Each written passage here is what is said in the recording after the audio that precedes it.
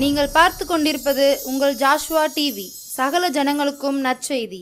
சிலுவை சிலுவை அன்பின் உயரம், சிலுவை தியான நேரம், இதயம் உடையும் நேரம். இந்த நிகழ்ச்சியை உங்களுக்கு வழங்குவது நிலா கோரைக்கடை, ஆனங்குளம் மற்றும் பாவூற்றத்திரம். ஆண்டவராகிய இயேசு கிறிஸ்துவின் நாமத்தில் உங்களுக்கு என் அன்பின் வாழ்த்துக்கள். ஜாஷ்வா டிவியின் மூலமாக சிலுவை தியான நேரத்திற்கு வந்திருக்கிற உங்கள் யாவரையும் இயேசு கிறிஸ்துவின் நாமத்தில் வரவேற்கிறோம். உங்களை சந்திப்பதில் மிகுந்த மகிழ்ச்சி அடைகிறேன். நம்ம லெந்து காலங்களில் இருக்கிறோம். நம்ம சிலுவையை குறித்து தியானிச்சிட்ருக்கோம். இன்றைக்கி ஆண்டவர் நமக்கு வசனம் தந்திருக்கிறார். அதை நம்ம தியானிக்க போகிறோம். நம்மெல்லாம் ப்ரேயர் பண்ணுவோம். எங்களை சீக்கிரம் நல்ல பிதாவே, நாங்கள் மெய் ஸ்தோத்திரிக்கிறோம். இந்த அருமையான வேலைக்காக நன்றி செலுத்துகிறோம். நீர் எங்களுக்கு தந்த வசனத்திற்காக நாங்கள் நன்றி செலுத்துகிறோம். ஒரு மனுஷ சத்தத்தை அல்ல ஆண்டவரே, உம்முடைய சத்தத்தை கேட்க நாங்கள் வந்திருக்கிறோம். உம்முடைய அமர்ந்த மெல்லிய சத்தத்தை கேட்கும் கிருபையை நீர் எங்களுக்கு தாரும். இயேசு கிறிஸ்துவின் மூலம் ஜெபிக்கிறோம் எங்கள் நல்ல பிதாவே, ஆமென். இன்றைக்கி ஆண்டவர் நமக்கு தந்திருக்கிற வசனம் யோவான் 21:15. இயேசு சீமோன் பேதுருவை நோக்கி, யோனாவின் குமாரனாகிய சீமோனே, இவர்களிலும் அதிகமாய் நீ என்னிடத்தில் அன்பாய் இருக்கிறாயா என்றார். அதற்கு அவன், ஆம் ஆண்டவரே, உம்மை நேசிக்கிறேன் என்பதை நீர் அறிவீர் என்றான். அவர், என் ஆட்டுக்குட்டிகளை மேய்ப்பாயாக என்றார். இரண்டாந்தரம் அவர் அவனை நோக்கி, யோனாவின் குமாரனாகிய சீமோனே, நீ என்னிடத்தில் அன்பாய் இருக்கிறாயா என்றார். அதற்கு அவன், ஆம் ஆண்டவரே, உம்மை நேசிக்கிறேன் என்பதை நீர் அறிவீர் என்றான். அவர், என் ஆடுகளை மேய்ப்பாயாக என்றார். மூன்றாம் தரம் அவர் அவனை நோக்கி, யோனாவின் குமாரனாகிய சீமோனே, நீ என்னை நேசிக்கிறாயா என்றார். என்னை நேசிக்கிறாயா என்று அவர் மூன்றாம் தரம் தன்னை கேட்டபடியினாலே பேதுரு துக்கப்பட்டு, ஆண்டவரே, நீர் எல்லாவற்றையும் மறந்திருக்கிறீர், நான் உம்மை நேசிக்கிறேன் என்பதையும் நீர் அறிவீர் என்றான். இயேசு, என் ஆடுகளை மேய்ப்பாயாக என்றார். ஸோ ஆண்டவராகிய இயேசு கிறிஸ்து சீமோன் பேதுருவை நோக்கி சொல்கிற வசனம் தான் இது. யோனாவின் குமாரனாகிய சீமோனே, இவர்களிலும் அதிகமாய் நீ என்னிடத்தில் அன்பாயிருக்கிறாயா. ஆண்டவர் சீமோன் பேதுருட்ட தான் இந்த வசனத்தை ஆண்டவர் சொல்கிறாரு. நிறைய சீஷர்கள் ஆண்டவருக்கு இருந்தாங்க. ஆனால் ஆண்டவர் சீமோன் பேதுருவை நோக்கி தான் இந்த வசனத்தை சொல்கிறாரு. நீ உண்மையிலேயே நீ என்னை நேசிக்கிறாயா? Do you really love me அப்படின்னு சொல்லி ஆண்டவர் கேட்குறார். அப்போ யார் இந்த சீமோன் பேதுரு அப்படிங்கிறத நம்ம இன்றைக்கி பார்க்க போகிறோம். யார் இந்த சீமோன் பேதுருன்னு ஆண்டவர் தெரிந்து கொண்ட சீஷர்களில் முந்தினவன் எனப்பட்ட சீமோன் அப்படின்னு சொல்லி வேதத்தில் வாசிக்கிறோம். அவருக்கு அந்த யோனாவின் குமாரனாகிய சீமோனுக்கு ஆண்டவர் ஒரு பேர் கொடுக்குறார், கேபா அப்படியும், அப்புறம் பேதுரு என்றும் ஆண்டவர் ஒரு புதிய பேர் கொடுக்குறார். கேபா பேதுரு அப்படின்னா என்ன அர்த்தம்னா, ராக் ஆர் ஸ்டோன் அப்படின்னு அர்த்தம், பாறை அல்லது கல் அப்படின்னு சொல்லி ஆண்டவர் பேதுருவை தெரிந்து கொண்டு அவருக்கு கேபா என்று பெயரிடுகிறார். ஸோ யார் இந்த பேதுரு அப்படின்னு சொல்லி நம்ம பார்த்தோம் அப்படின்னா, பேதுரு ஆண்டவர் வசனத்தை போதிப்பதற்கு தன் படகை கொடுத்தவர். ஆண்டவர் சீமோனுடைய படகுல தான் ஆண்டவர் இருந்து என்ன பண்ணார் அப்படின்னா போதித்தார் மக்களுக்கு. ஸோ தன்னுடைய படகை ஆண்டவருக்கு கொடுத்தவர். அப்புறம் ஆண்டவர் அவன் வலையில் போட்டு மீன் பிடிக்க போகும்போது அவனுக்கு ஒன்றுமே கிடைக்காது. அப்போ ஆண்டவர் சொல்வார், நீ இப்படி போடு அப்படின்னு சொல்கிறப்ப, உம்முடைய வார்த்தையின்படியே வலையை போடுகிறேன் அப்படின்னு சொல்லி வார்த்தையின்படியே வலையை போட்டு வலை கிளியத்தக்கதாய் மீன்களை பிடித்து அதிசயத்தை கண்டவர். ஸோ ஆண்டவர் கூடயே இருந்து நிறைய அதிசயங்களை பார்த்தவர் இந்த பேதுரு. அப்புறம் ஜலத்தின் மேலே நடந்தவர். நம்மளால் நினச்சி கூட பார்க்க முடியல, ஒரு கடல் மேலே நடக்க முடியுமா அப்படின்னு. ஆனால் ஆண்டவரோடு கூட இருந்த பேதுரு என்ன பண்ணார் அப்படின்னா, கடலில் நடந்தவர். ஸோ ஆண்டவர்கிட்ட எவ்வளோ விசுவாசமாக இருக்கிறாரு அப்படிங்கிறது அது நமக்கு காட்டுது.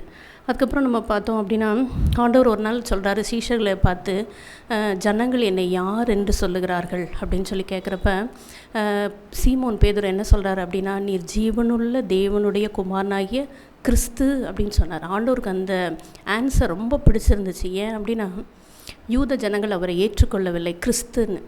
ஆனால் பேதுரு வந்து அதை வந்து விசுவாசமாக நல்ல அறிக்கையாக சொல்கிறார், நீ ஜீவனுள்ள தேவனுடைய குமாரனாகிய கிறிஸ்து அப்படின்னு சொல்கிறார். அந்த ஆன்சர் ஆண்டவருக்கு ரொம்ப பிடிச்சிருந்துச்சு. அப்போ ஆண்டவர் சொல்கிறாரு, நீ பேதுருவாக இருக்கிற, இந்த கல்லின் மேல் என் சபையை கட்டுவேன், பாதாளத்தின் வாசல்கள் அதை மேற்கொள்வது இல்லை அப்படின்னு சொல்லி ஒரு பெரிய வாக்குத்தத்தத்தை ஆண்டவர் கொடுக்குறார். இன்னும் என்ன சொல்கிறாரு அப்படின்னா, பரலோகத்தின் திறவுகோல்களை நான் உனக்கு தருவேன், நீ தான் அதை பூட்டுவ, நீ பூமியில் எதை கட்டுவியோ அது பரலோகத்தில் கட்டப்பட்டிருக்கும், நீ பூலோகத்தில் எதை கட்ட அவிழ்ப்பியோ அதுவும் பரலோகத்திலும் கட்ட அவிழ்க்கப்பட்டிருக்கும் என்று சொல்லி ஒரு பெரிய வாக்கு தத்தத்தை வந்து பேதுருவுக்கு ஆண்டவர் கொடுத்தார். ஸோ பேதுரு யார் அப்படின்னா வாக்கு தத்தத்தை பெற்றவர். அதுக்கப்புறம் ஆண்டவர் வந்து அவரை ஊழியத்துக்கு அழைக்கும்போது எல்லாவற்றையும் விட்டு ஆண்டவருக்கு பின் சென்றவர். தன்னுடைய தொழிலை, அவர் வந்து மீன் பிடிக்கிற தொழிலை செஞ்சுட்டு இருந்தார், அவரை அந்த தொழிலை விட்டு ஆண்டவருக்கு வந்து அவர் பின் சென்றார் அப்படின்னு சொல்லி நம்ம பார்க்குறோம். அதுக்கப்புறம் ஆண்டவருடைய மகிமையை கண்டவர் அந்த பேதுரு. எப்படின்னா, ஆண்டவர் வந்து பேதுரு, யாக்கோபு, யோவான் 3 வரையும் கூட்டிகிட்டு மலையில் போய் மறுரூபமாகிறார்.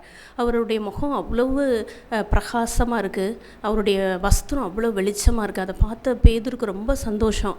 அந்த மகிமையை பார்க்குறாரு. ஆண்டவரே, உங்களுக்கு ஒரு கூடாரம், மோசேக்கு ஒரு கூடாரம், எலியாவுக்கு ஒரு கூடாரம் போட்டு இங்கேயே இருந்துக்கிடுவோம் அப்படின்னு சொல்கிறார். ஸோ அந்த ஆண்டவருடைய மகிமையை பார்த்தவர் தான் அந்த பேதுரு. ஸோ பேதுரு வந்து ஆண்டவர் கூட 3.5 வருஷம் ஆண்டவர் கூடயே நடந்த ஒரு நல்ல ஒரு சீஷர்.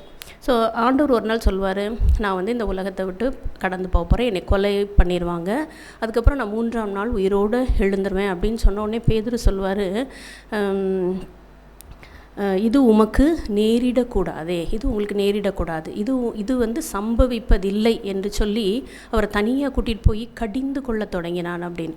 நம்ம எப்போ யார்கிட்ட ரொம்ப கடினமாக பேசணும், நம்ம பிள்ளைங்கிட்ட பேசுவோம், என்ன இப்படிலாம் பேசாதடா அப்படின்னு நம்ம சொல்லுவோம். அது மாதிரி பாசத்தில் அவன் ஆண்டவரை தனியாக கூட்டிகிட்டு போய் இது உமக்கு நேரிடக்கூடாது, அப்படிலாம் நடக்கக்கூடாது, அவனுக்கு அதில் அந்த கஷ்டப்படுறதுல அவனுக்கு விருப்பமே இல்லை அப்படிங்கிற மாதிரி ஆண்டவர்கிட்ட வந்து பாசத்தை காட்டினவர்.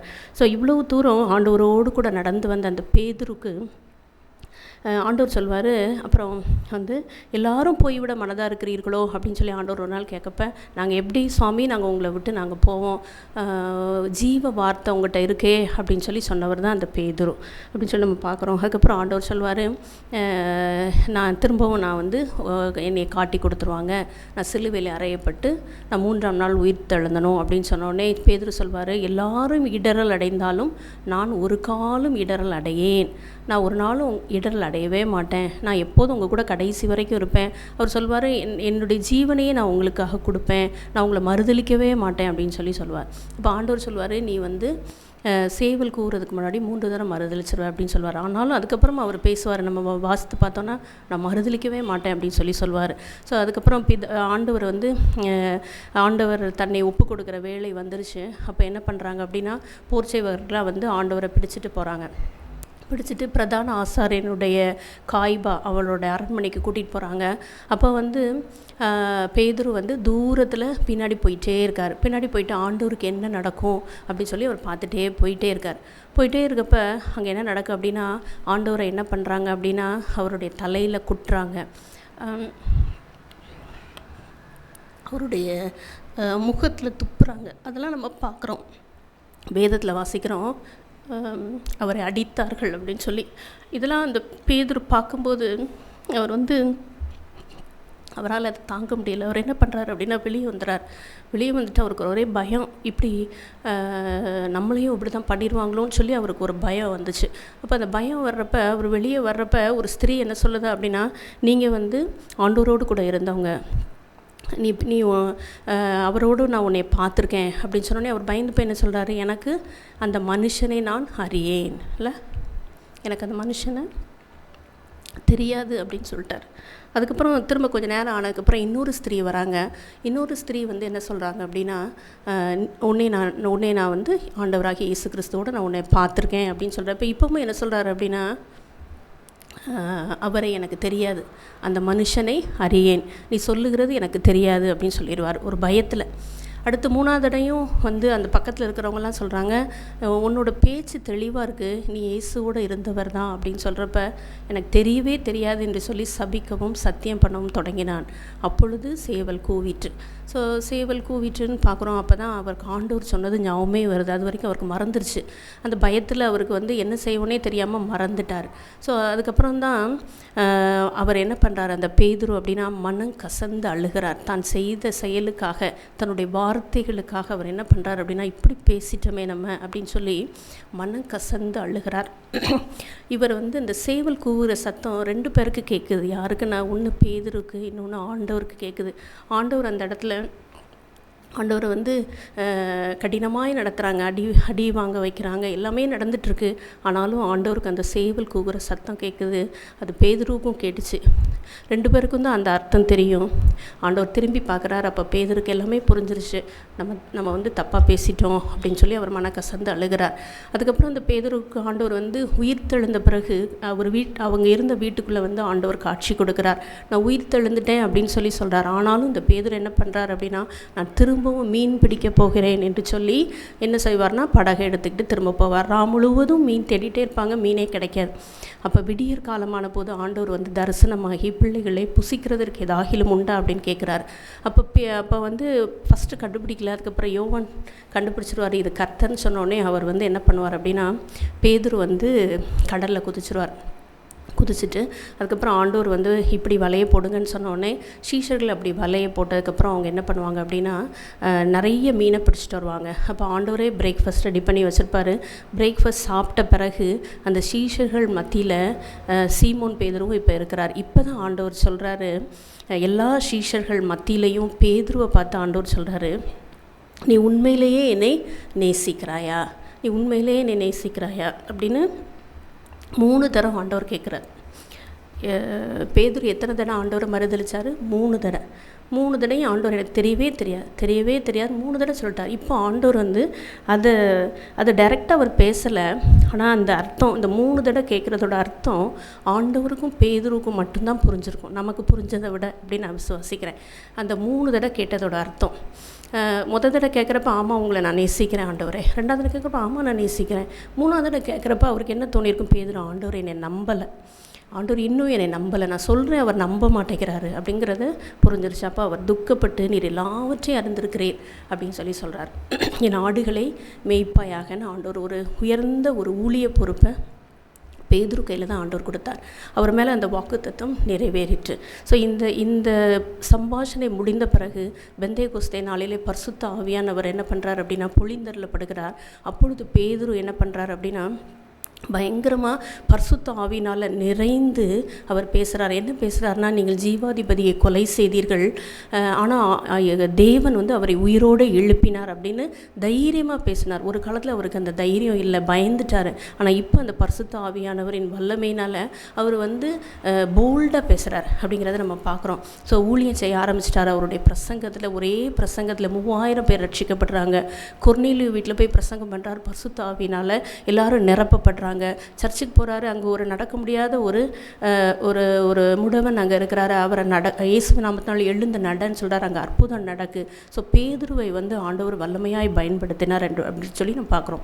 பேதுருவோட நிழல் பட்டா கூட போதும் அப்படின்னு சொல்லி அவர் நடந்து போகிற தெருவில் அந்த கட்டில் அப்படியே வியாதியஸ்தர்களெல்லாம் படுக்க வச்சுருப்பாங்களாம். ஸோ அவர் நிழல் பட்டா போதும் அப்படின்னா அந்த சுகம் கிடச்சிரும் அப்படின்னு அப்படி அநேகர் குணமாக்கப்பட்டார்கள். திமிர்வாதக்காரனாக நிறைய வருஷமாக இருந்த ஐனேயாவை வந்து பேதுரு வந்து ஜோமனி சுகமாக்குவார். அப்படி ஆண்டவர் வல்லமையாக யூஸ் பண்ணதை நம்ம பார்க்குறோம். ஸோ இந்த கேள்வியில் நிறைய அர்த்தங்களுக்கு, நீ உண்மையிலே என்னை நேசிக்கிறாயா? இன்றைக்கி ஆண்டவர் நம்மளை பார்த்து என்ன கேட்குறாரு அப்படின்னா, நீ உண்மையிலேயே என்னை நேசிக்கிறாயா அப்படின்னு சொல்லி ஆண்டவர் கேட்குறார். இந்த அர்த்தம் நமக்கும் ஆண்டவருக்கு தான் தெரியும். ஸோ ஆண்டவர் வந்து நம்மகிட்ட இருந்து ஏதோ ஒன்றை எதிர்பார்க்கிறார். அவருக்காக எதையாகிலும் நம்ம செய்யணும் அப்படின்னு சொல்லி அவர் விரும்புகிறார். நம்ம எப்படிலாம் ஆண்டவருக்கு ஊழியம் செய்யலாம், நம்ம பாடலாம், நம்ம ஒரு மெசேஜ் கொடுக்கலாம், நம்ம கஷ்டப்பட்டவங்களுக்கு உதவி செய்யலாம்.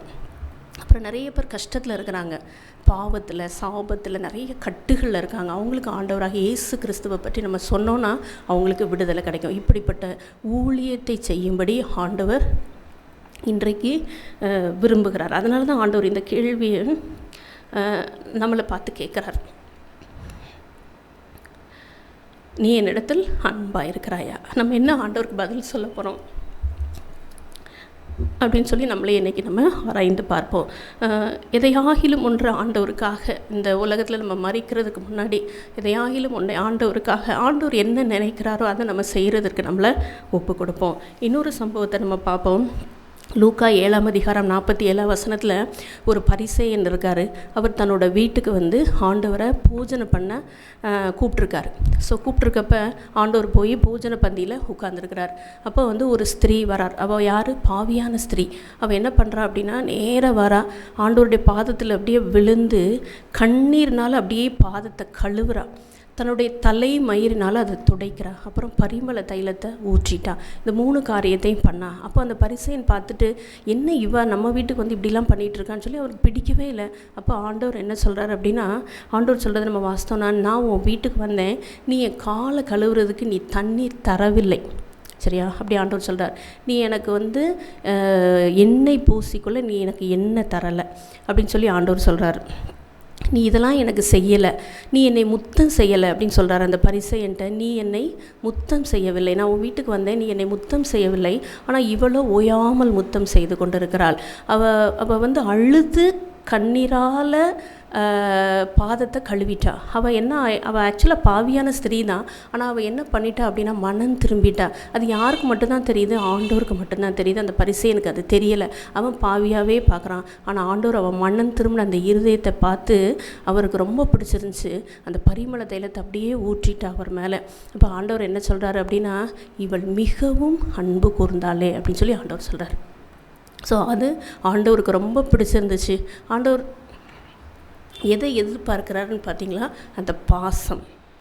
அதை ஆண்டவர் ரொம்ப எதிர்பார்க்கிறார். ஏன் அவர் அதை எதிர்பார்க்கிறார்னா, நமக்காக வானத்தையும் பூமியும் விட்டு இறங்கி சிலுவையில் மறித்து ஜீவனையே கொடுத்து ஃபுல் ரத்தத்தை நமக்காக கொடுத்தவர். நமக்காக யாருமே அப்படி செய்ய மாட்டாங்க, ஆனால் ஆண்டவர் அதை கொடுத்தார் அப்படி சொல்லி நம்ம பார்க்குறோம். ஸோ அந்த ஆண்டவர்கிட்ட நம்ம எப்படி நம்முடைய அன்பை காட்டுறோம், அப்போ அவருக்கு என்ன பிடிச்சா நம்ம இதை செஞ்சால் அவருக்கு பிடிக்கும் அப்படிங்கிறத நம்ம பார்க்கணும்.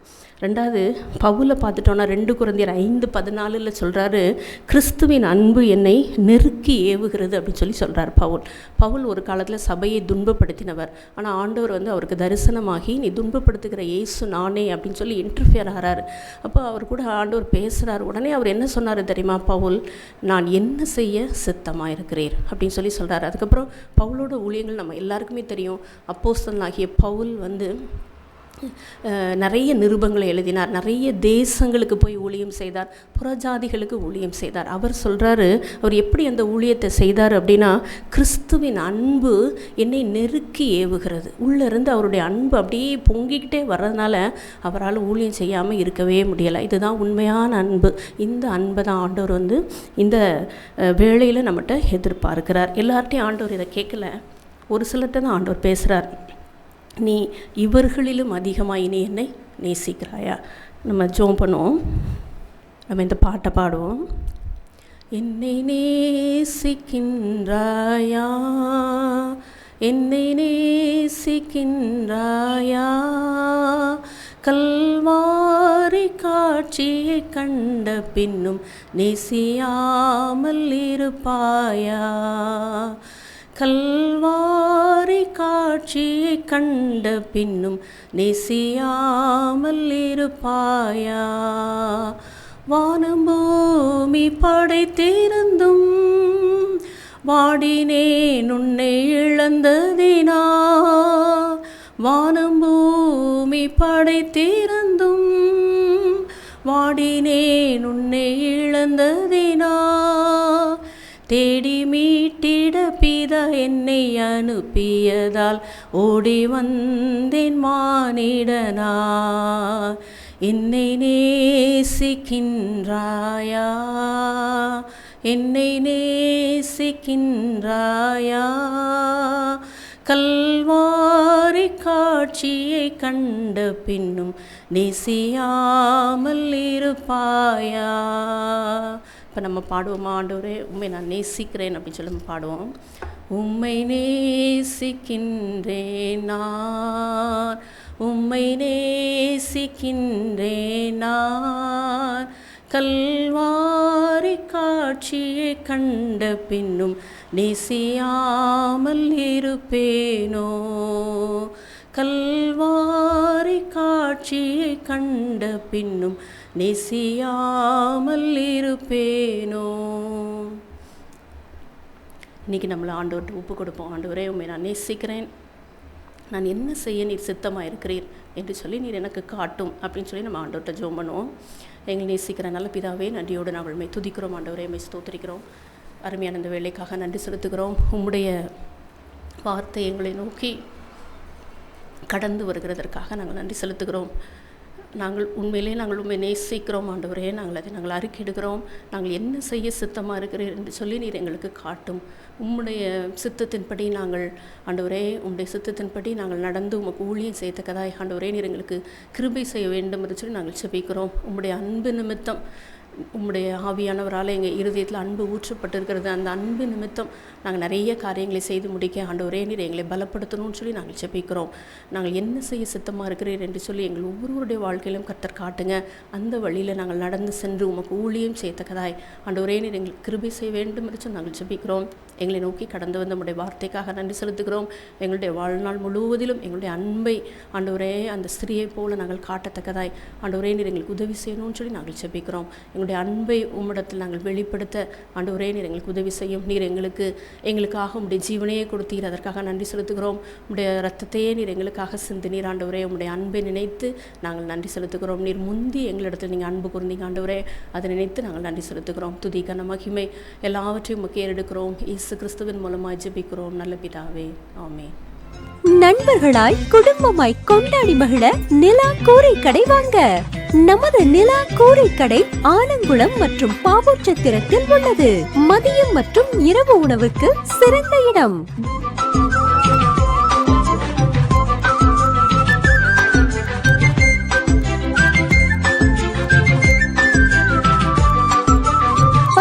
அருகில் பழைய சந்தை, பாவூர்சத்திரம் மற்றும் ஆலங்குளம் இந்தியன் வங்கி கீழ்ப்புறம்.